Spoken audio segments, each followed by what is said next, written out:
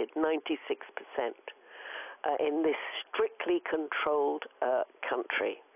The fact that the minority Tutsi were discriminated against, as I've said, was ignored. In 1990, by that time, there were up to 1 million Rwandan refugees in neighboring states, refugees who'd fled the country during murderous anti-Tutsi campaigns, during which time thousands of people had been killed. In order to force a return home for these refugees, a rebel army was created. This was Africa's largest refugee problem. And the rebel army that was created, the Rwandan Patriotic Front, invaded Rwanda from neighboring Uganda in October 1990. The French saw this as aggression by an Anglophone country, Uganda, against a Francophone country, Rwanda. They did not see the RPF fighting for stateless refugees.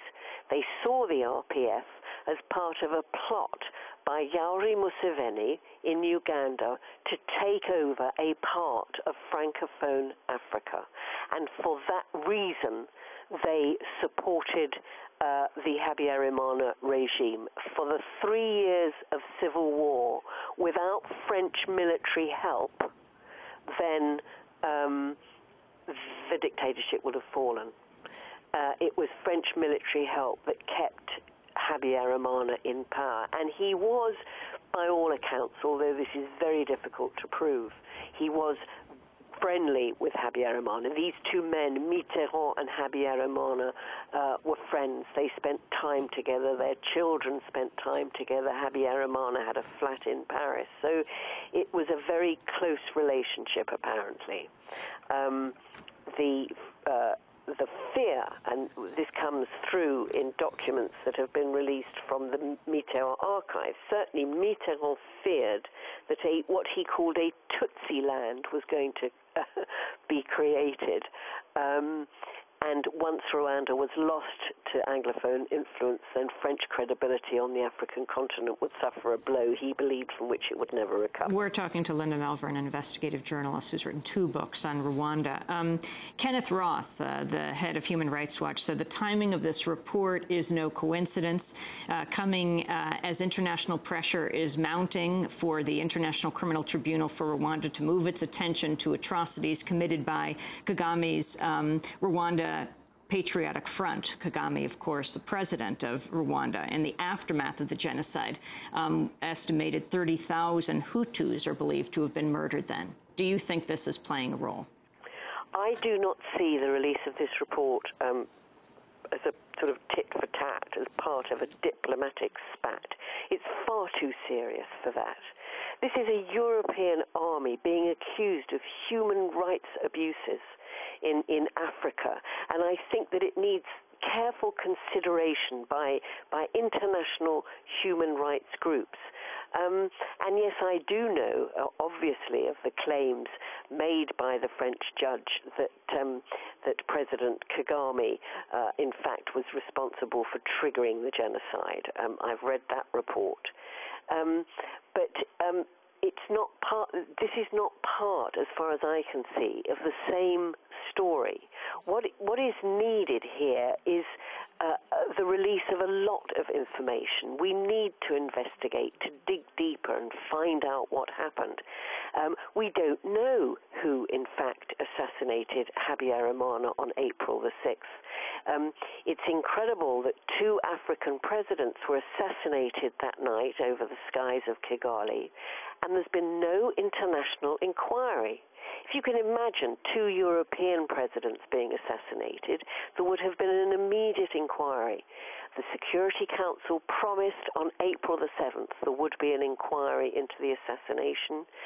Lieutenant General Dallaire promised the people of Rwanda in the first days that there would be an inquiry, and there has not been. And I think that there are Western Western governments, particularly France, possibly the US, and certainly Belgium, that have information about this assassination and this missile attack on the plane, and yet are not releasing it. The Rwandan report is separate from that. Each part of this needs careful investigation. Each part, whether it's Operation Turquoise, whether it's alleged RPF human rights abuses, and whether it's the assassination of Habyarimana, we know so little. Finally, Linda Melvern, what do you expect will happen next? What is the Rwandan government going to do with this report? And what does this bode for the future of French troops in Africa and French-Rwandan relations? Well, I think that French-Rwandan relations can only worsen at this time. The timing is interesting. It's August. Most of the French government, most French people are on holiday. You know, the tradition in France to take August. So